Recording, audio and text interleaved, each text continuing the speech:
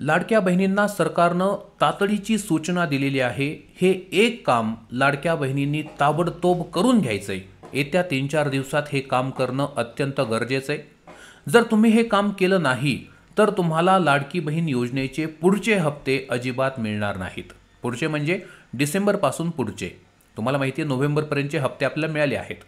ज्या बहिणींना मिळाले नसतील त्यांना उरलेले हप्ते सुद्धा मिळणार नाहीत जर त्यांनी हे एक महत्त्वाचं काम केलं नाही तर। आता हे काम नक्की कोणतं करायचंय झटपट आपण माहिती घेत आहोत। चला तर व्हिडिओमध्ये आपण पुढे जाऊया। बघा, रेशन कार्डला आधार लिंक करणं बंधनकारक ही आहे शेवटची तारीख। आता अनेक बहिणींना वाटेल की रेशन कार्डला आधार लिंक करायचे, मग याचा लाडकी बहीण योजनेची संबंध तरी काय? लक्षात घ्या, निवडणुका झाल्यानंतर सरकार लाडकी बहीण योजनेच्या अर्जांची पुनर्तपासणी करणार आहे। म्हणजे पुन्हा ते अर्ज व्यवस्थित तपासले जाणार आहेत, कारण अनेक महिलांनी चुकीच्या पद्धतीनं योजनेचा लाभ घेतलेला आहे।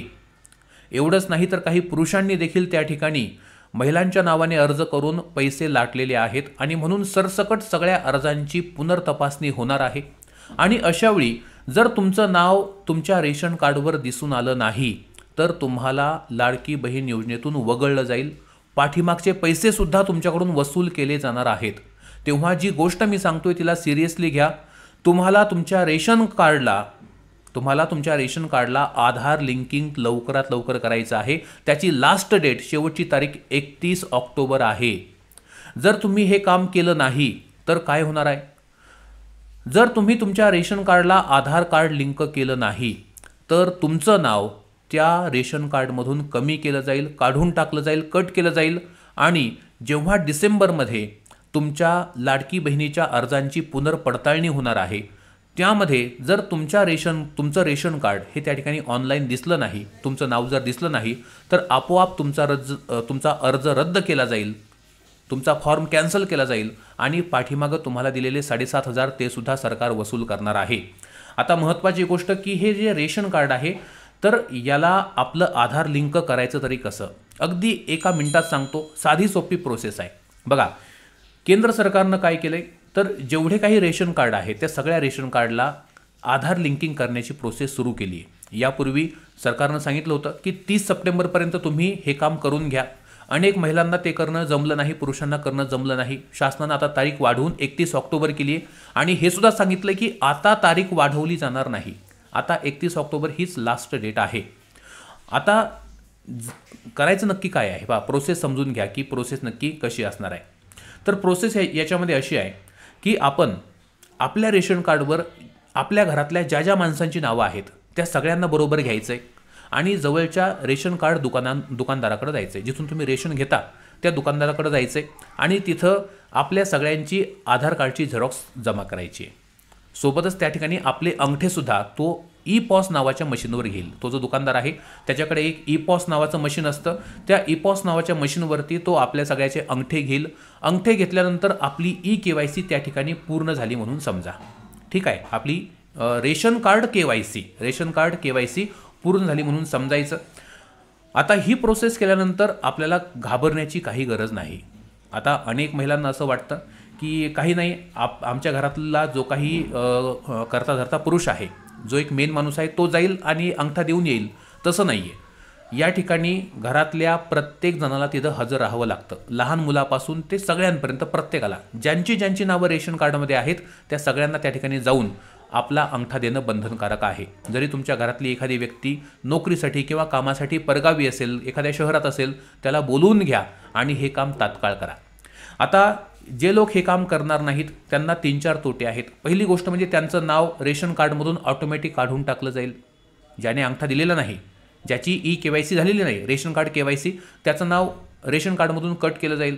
एकदा नाव कट झालं की तुम्हाला माहिती आहे की एखाद्याचं नाव ॲड करणं, एखाद्याचं नाव रेशन कार्डमध्ये टाकणं हे किती अवघड आहे, किती हेलपाटे मारावे लागतात। तर एकतर नाव कट केलं जाईल। नाव कट केल्यामुळं काय होणार आहे? त्या व्यक्तीला, ज्याचं नाव कट झालंय, त्या व्यक्तीला कोणत्याही सरकारी योजनेचा लाभ घेता येणार नाही। म्हणजे ज्या ज्या योजनांना रेशन कार्ड लागतं, आता जसं की या दिवाळीमध्ये आनंदाचा शिधा लोकांना वाटप करणं सुरू झालंय। जर तुमचं नाव नसेल तर तुमच्या नावाचा आनंदाचा शिधा तुम्हाला मिळणार नाही। सोबतच रेशन कार्डवरती आधारित योजना म्हणजे मुख्यमंत्री अन्नपूर्णा योजना, ज्याला आपण 3 मोफत गॅस सिलेंडरची योजना म्हणतो, तर त्यासाठी देखील महिलेचं नाव असणं गरजेचं आहे.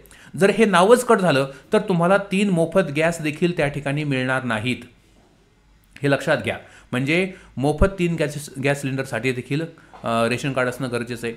एवढंच काय, लाडकी बहीण योजनेचा लाभ घेण्यासाठी सुद्धा रेशन कार्ड अत्यंत गरजेचं आहे, त्याशिवाय लाभ मिळत नाही. तर जर हे कट झालं तर लाडकी बहीण योजनेचे पुढचे हप्ते तर येणार नाहीतच, शिवाय पाठीमागचे जे हप्ते मिळाले त्यांची देखील वसुली सरकार त्या ठिकाणी चालू करू शकतं. आणि म्हणून आपण ही गोष्ट करून घेणं अत्यंत गरजेचं आहे. आता तुम्ही घर बसल्यासुद्धा तुमचं जे रेशन कार्ड आहे ते लिंक आहे का, म्हणजे रेशन कार्डला आधार लिंक आहे का, हे सुद्धा तुम्ही त्या ठिकाणी चेक करू शकता अगदी घर बसल्या. तर याच्यासाठी मेरा राशन नावाचं एक ॲप आहे. नाव लक्षात ठेवा, मेरा राशन. तुम्ही काय करायचं, तुमच्या मोबाईलच्या गुगल प्ले स्टोअरवर जायचं. प्ले स्टोअर सगळ्यांना माहिती आहे. त्या प्ले स्टोअरवरून आपली जी मुलं असतात, लहान लहान मुलं, ती गेम वगैरे डाउनलोड करतात, त्यांना विचारा. तर त्या प्ले स्टोअरवरती आपण जायचं आणि प्ले स्टोअरवरती जाऊन मेरा राशन नावाचं जे ॲप आहे ते ओपन करायचं. हे ॲप केंद्र सरकारचं ॲप आहे. हे ॲप ओपन करून त्या ठिकाणी आपला रेशन कार्डचा एक नंबर आहे, त्यावर छापलेला असतो. हा नंबर त्यात टाकायचा. तो टाकल्याबरोबर तुम्हाला तुमच्या घरातल्या सगळ्या माणसांची नावं दिसतील, जर KYC झाली असेल तर. ठीक आहे, जर KYC झाली असेल तर सगळ्यांची नावं दिसतील. आता नावं तर सगळ्यांची दिसतील, प्रत्येकाचीच, KYC हो अथवा न हो, परंतु त्यापुढे टिकमार्क दिसेल, म्हणजे DBT इनेबल असं देईल हिरव्या रंगात. जर हिरव्या रंगामध्ये DBT इनेबल आहे, चालू आहे, याचा अर्थ तुमची KYC झाली आहे. जर DBT चालू नसेल तर KYC झालेली नाही. एक उदाहरण म्हणून समजा की तुमच्या घरामध्ये 5 माणसं आहेत, तर तिघांच्या नावापुढे हिरव्या रंगात लिहिले DBT इनेबल आणि दोघांच्यामध्ये आहे की DBT नॉट इनेबल्ड. याचा अर्थ तुमच्या घरातले फक्त 3च माणसं त्यांची KYC झाली आहे, अजून 2 माणसं KYC करायची राहिलेली आहेत. आता तुम्ही ज्यावेळी तुमच्या रेशन कार्ड दुकानदाराकडे जाल तेव्हा तिथं गेल्यानंतर तो तर EPOS मशीनवरती अंगठे वगैरे घेईल. ते घेतल्यानंतर दुसऱ्या दिवशी मेरा राशन या ॲपवर जाऊन हे एकदा नक्की चेक करून बघा की तुमच्या सगळ्यांची नावं आलेली आहेत का, त्याच्यापुढे DBT चालू झालेलं आहे का. जर ते नसेल तर पुन्हा एकदा त्या दुकानदाराकडे जाऊन तुम्ही त्या EPOS मशीनवरती तुमचा अंगठा द्या आणि ही प्रोसेस लवकरात लवकर पूर्ण करून घ्या. आता नेहमीप्रमाणे होणार असं आहे की 30-31 तारखेला भयंकर त्या ठिकाणी गर्दी होईल, मग वेळ पुरणार नाही आणि सरकारनं सांगितलं की आता ही शेवटची तारीख आहे. त्यामुळे आत्ताच जर ही गोष्ट आपण केली, ताबडतोब केली, आज उद्या करून टाका. नंतर सणासुदीचे दिवस सुरू होत आहेत, रविवारची सुट्टी पण आहे, त्यामुळे ताबडतोब तातडीची सूचना सरकारकडून आहे. ज्या लाडक्या बहिणींना पुढचा हप्ता हवासा वाटतोय त्या सगळ्यांनी आपली रेशन कार्ड KYC तात्काळ करून घ्यायची आहे. आता एक महत्त्वाचा प्रश्न की जो तुम्हाला सगळ्यांना जाणून घ्यायचं, त्याचं उत्तर महत्त्वाचं आहे की हे सगळं सरकार का करतंय. सरकारला महिलांना त्रास द्यायचा आहे का, जाणून बुजून त्यांना रांगेमध्ये उभं करायचं आहे का, तर नाही. हे बघा, रेशन कार्ड KYC करण्याचा मूळ उद्देश असा आहे की जर आपल्या, आता झाले कसं की रेशन कार्ड अनेक वर्षांपासून चालू आहेत, बरोबर. रेशन कार्डवरती माणसांची नावं ॲड केली जातात, कमी केली जातात. आता कमी करताना एखाद्या मुलीचं समजा लग्न झालं तर तिचं नाव वगळलं जातं आणि एखादी मुलगी जर लग्न होऊन त्या घरात आली तर तिचं नाव ॲड केलं जातं. परंतु ज्या व्यक्ती मयत झाल्या आहेत त्यांची नावं अनेक लोक जाणून बुजून कमी करत नाहीत. याचं कारण काय, कारण त्या मयत झालेल्या व्यक्तीच्या नावावर सुद्धा त्यांना रेशन मिळतं, धान्य मिळतं, सगळ्या योजनांचा लाभ मिळतो. तर केंद्र सरकारनं अशा मृत झालेल्या व्यक्तींची नावं वगळण्यासाठी हा एक मोठा निर्णय घेतला आहे. कारण जेव्हा सरकार म्हणतं की तुम्ही जाऊन KYC करा, त्यावेळी आपण मृत व्यक्तीला कसं बरं तिथं घेऊन जाणार, त्याचा अंगठा आपण कसा लावणार.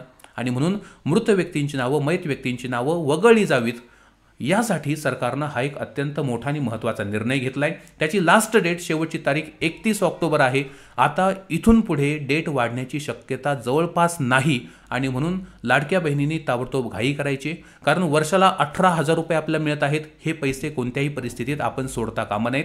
सोबतच मुख्यमंत्री एकनाथ शिंदेंनी वचन दिलंय, आश्वासन दिलंय की आम्ही जर निवडून आलो या निवडणुकीमध्ये तर आम्ही निवडणूक झाल्यानंतर, निकाल लागल्यानंतर लाडकी बहीण योजनेचे जे पैसे आहेत सध्या महिन्याला 1,500, तर त्याच्या आम्ही 2,000 रुपये करणार आहोत. म्हणजे लाडक्या बहिणींना 1,500 नव्हे तर आता 2,000 रुपये महिना डिसेंबरपासून चालू होणार आहे. अर्थात वर्षाला 18,000 नाही तर टोटल 24,000 रुपये त्या ठिकाणी लाडक्या बहिणींना मिळणार आहेत. मग इतकी मोठी रक्कम आपण सोडायची कशासाठी. आणि म्हणूनच ताबडतोब हे आधार लिंकिंग करून घ्या. तसंही एक जे प्रकरण आहे लाडक्या बहिणीचं ते कोर्टामध्ये चालू आहे. कोणतरी व्यक्ती आहेत की त्यांनी नागपूर खंडपीठामध्ये याचिका दाखल केली आहे लाडकी बहीण योजनेसंदर्भात की सरकारनं अशा प्रकारे लाडक्या बहिणींना पैसे देऊ नयेत, उधळपट्टी करू नये. तर त्याचा देखील निकाल लवकरच लागेल अशी अपेक्षा आहे. जर हा निकाल विरोधात गेला तर अर्थातच हे सगळं बंद होऊन जाईल, लाडकी बहिणीचा एकही रुपया मिळणार नाही. पण जर निकाल लाडक्या बहिणींच्या बाजूने लागला तर मात्र आपल्याला 100% 2,000 रुपये महिना त्या ठिकाणी सरकारकडून मिळू शकतो. तेव्हा आशा करूया की निकाल लाडक्या बहिणींच्या बाजूने लागेल. तर हे होतं आजचं अत्यंत महत्त्वाचं अपडेट. व्हिडिओ आवडला असेल लाईक करा, जास्तीत जास्त बहिणींना हा व्हिडिओ शेअर करा, कमेंट करून सांगा की व्हिडिओ कसा वाटला आणि आपल्या यूट्यूब चॅनलला सबस्क्राईब करून बेल आयकॉन दाबा, म्हणजे असे सगळे महत्त्वाचे अपडेट तुमच्यापर्यंत येत राहतील. धन्यवाद.